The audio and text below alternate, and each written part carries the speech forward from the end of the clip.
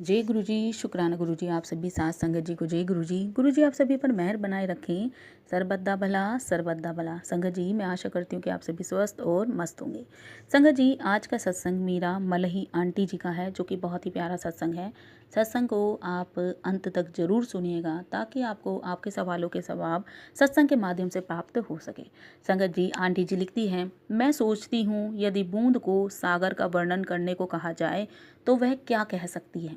भक्त वह बूंद है और गुरुजी अपार सागर। फिर भी मेरा प्रयास रहेगा कि मैं गुरुजी की सेवा में कुछ अर्पण कर सकूं। गुरु मिलन से परमात्मा को मिलने की राह सहज हो जाती है। आत्मा और परम मिलन की यात्रा में गुरु भक्त के ऊपर वात्सल्य और प्रेम की दृष्टि करते हैं। इनका अनुभव केवल निष्ठावान शिष्य को ही हुआ है। गुरु वह साकार ब्रह्म हैं जिनमें सभी संबंधों का प्रेम समाया हुआ है। माँ की ममता, पिता का मार्गदर्शन और माता का संरक्षण, यह सब सतगुरु में पूर्ण अवलोकित होते हैं। गुरु जी साक्षात परमात्मा हैं और वह अपने तक पहुँचने का मार्ग ज्ञान की ज्योति से प्रज्वलित कर रहे हैं। अपने अनुयायियों का मार्गदर्शन करते हुए कभी कभी उनको कठोर व्यवहार करना पड़ता है। वह उस कुम्हार की भांति हैं जो अपने बर्तन बनाते हुए उसे स्थिरता प्रदान करने के लिए उसे बाहर दृढ़ता से संभाले रहता है और अंदर से उसे अत्यंत कोमल हाथ से आधार देता है। सतगुरु अपने शिष्य से उच्च से भी उच्चतम व्यवहार की भावना रखते हैं।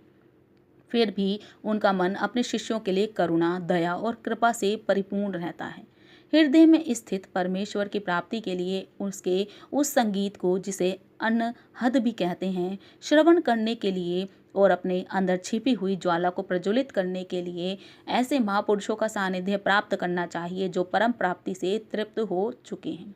केवल वही शिष्य जो ऐसे महापुरुषों की वाणी और दिव्य गुणों से परिभावित होकर अपने सद्गुरुओं में स्वयं को आत्मसात कर लेता है, वही इस भव सागर में गोते लगाकर जन्म एवं मृत्यु के चक्र से मुक्त हो जाता है। यही सद्गुरु और शिष्य के पावन पुनित संबंध है।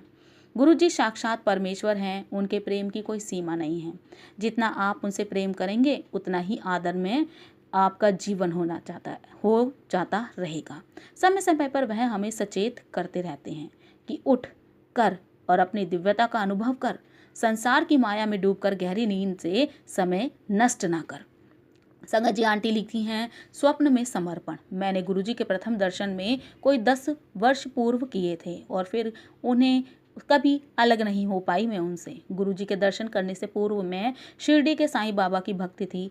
मेरी उनमें बहुत श्रद्धा थी। मैंने स्वप्न में देखा कि साईं बाबा की प्रतिमा जो मेरे अतिथि कक्ष में रखी हुई थी अचानक लोप हो गई और उस स्थान पर गुरुजी बैठे हुए थे। मैं इतनी प्रसन्न हुई कि मैंने उन्हें आलिंगन में भर लिया। अगले दिन जब मैं गुरुजी के पास गई तो उन्होंने कहा कि पिछली रात मैंने उन्हें जोर से अंगीकार किया था। मैं अचंभे में थी, उन्हें मेरे स्वप्न के बारे में कैसे पता चला। किंतु अगले ही क्षण मुझे आभास हो गया कि गुरुजी तो परमात्मा है, उनसे कुछ भी छिपा हुआ नहीं है। वह तो हमारे भूत, वर्तमान और भविष्य के बारे में सब जानते हैं, परंतु वह किसी को यह बताते नहीं हैं। एक बार मैं जब उनके चरण जब दबा रही थी तो उन्होंने कहा कि 3 वर्ष के बाद मुझे उनके पास आने के कारण का ज्ञान होगा। मैं व्याकुल हो गई थी और उस कारण को ढूंढती रही। धीरे धीरे मेरे मन में से यह बात उतर गई। फिर 3 वर्ष के उपरांत मेरे पति को हृदय और गुर्दे की समस्या हो गई। हम उन्हें मुंबई ले गए, जहां पर 15 दिन तक गहन चिकित्सा केंद्र में रहे। उन दिनों में अपने हाथ में गुरुजी का चित्र लिए हुए उनसे विनती करती रहती थी। चिंता बहुत हो रही थी। मैंने दिल्ली में अपनी बेटी को गुरुजी के पास जाकर मेरी समस्या के बारे में बताने के लिए कहा, परंतु गुरुजी ने उसको टोक दिया और बोले, आंटी मैं उनके साथ जुड़ी हुई हूँ। मुझे एक बार पुनः यह आभास हुआ कि उन्हें सब ज्ञान है और उनको कुछ भी बताने की आवश्यकता ही नहीं है। गुरुजी की दया से मेरे पति के स्वास्थ्य में प्रगति हुई और हम दिल्ली वापस आ गए। मैं तुरंत गुरुजी के पास गई और उनको बार बार धन्यवाद दिया। वह बोले मेरे पति को नवजीवन दान देने के लिए उन्होंने अपने पास बुलाया था। हम जानते हैं कि जन्म और मृत्यु तो सृष्टिकर्ता के हाथ में है। यदि वह ऐसा करें तो स्पष्ट है कि वह स्वयं वही हैं। संगत जी आगे आंटी जी लिखती हैं, पान के पत्तों से दर्द निवारण। एक बार मैं गिर गई थी। मेरी टांग की शल्य चिकित्सा हुई थी। इसके उपरांत मेरे पैर में निरंतर वेदना बनी रहती थी। औषधियां लाभ नहीं कर रही थी। जब मैंने यह समस्या गुरुजी के सम्मुख रखी तो उन्होंने मुझे पान के पत्ते अभिमंत्रित करके दिए। मुझे उन्हें पीस कर दर्द वाले स्थान पर लगाना था, किंतु ऐसा करने से मेरा दर्द बहुत बढ़ गया। मैं रोते रोते गुरुजी के पास गई और उन्होंने कहा कि इस प्रकार से मेरा सारा दर्द निकल रहा है। कुछ ही दिनों में मेरी वेदना समाप्त हो गई। फिर 3 वर्ष तक कुछ नहीं हुआ। अचानक एक बार वह पीड़ा फिर से होने लगी। गुरुजी उस समय जालंधर में थे और मैं दुविधा में थी कि क्या करूं। मेरी बहन ने एक चिकित्सक से समय लिया। मैंने गुरुजी से निवेदन किया कि यदि वह होते तो मुझे इसकी आवश्यकता ही नहीं होती।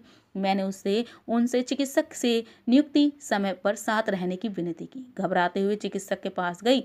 मैंने उनको पूरा हाल बताया और यह भी कहा कि 3 वर्ष से मुझे कोई औषधि नहीं ले रही हूँ। उन्होंने जब पूछा कि मैं किसका उपचार कर रही हूँ तो मैंने उन्हें गुरुजी के बारे में बताया। यह सुनकर उन्होंने अपने ब्रीफकेस में से गुरुजी का चित्र निकाला और पूछा कि क्या यह वही है। मेरे सामने मेरी समस्या और उत्तर में गुरुजी थे। मैं भाव विभोर हो गई और मेरी आंखों से अश्रु की धारा बहने लगी। चिकित्सक ने मुझे आश्वासन दिया और कहा कि गुरुजी के होते हुए मुझे कोई चिंता करने की आवश्यकता नहीं है।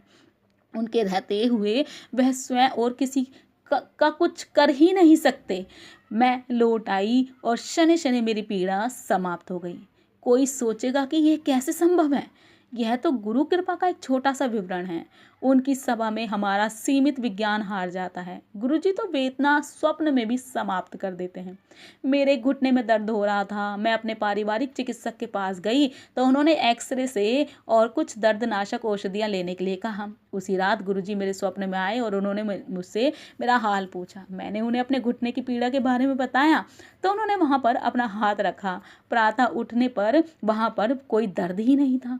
गुरुजी अपने अनुयायियों से इतना घनिष्ठ संबंध रखते हैं कि वह उनके मन की बातें भी पढ़ लेते हैं। एक संगत में गुरुजी अपने चित्र बांट रहे थे। पहले उन्होंने मुझे एक चित्र दिया। उसे लेकर जब मैं जा रही थी तो उन्होंने मुझे बुलाकर मेरी बहनों के लिए 6 चित्र और दिए। मेरे मन में विचार आया कि मेरी एक बहन की तो मृत्यु हो चुकी है और मैं सोचते कि मुझे उन्होंने वापस बुलाया और एक चित्र मेरे से वापस लेकर साथ में बैठी एक अन्य संगत को दे दिया। संगत जी, आंटी जी आगे लिखती हैं, आस्था की बेल। गुरुजी की पूर्ण समर्पण के लिए, उनसे दृढ़ संबंध स्थापित करने के लिए पहले श्रद्धा का बीज बोना पड़ेगा। बीज के पनपने पर विश्वास का अंकुर फूटेगा। फिर उस बेल के सहारे गुरुजी के चरणों में समर्पण करें। उसके बाद दिव्यता का वास्तविक आभास होगा। सतगुरु की कृपा से असंभव भी संभव हो जाएगा।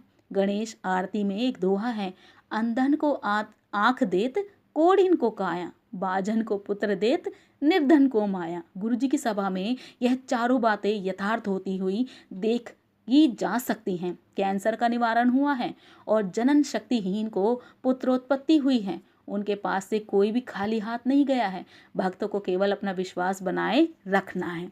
गुरुजी शिवावतार हैं। वह इसे लोक में केवल हमें आशीर्वाद देने के लिए आए हैं, परंतु गुरुजी ने चेतावनी दी है कि उन्होंने कोई दुकान नहीं खोली हुई है जिसमें कोई भी आकर उनके चरण स्पर्श कर कुछ भी ले जा सकता है। उनकी कृपा के लिए उनका अधिकारी होना नितांत आवश्यक है। कभी कभी गुरुजी दुख भी व्यक्त करते हैं। वह कहते हैं कि जो ही आता है वह भौतिक वस्तुओं के लिए निवेदन करता है, वास्तविक आशीष कोई नहीं मांगता।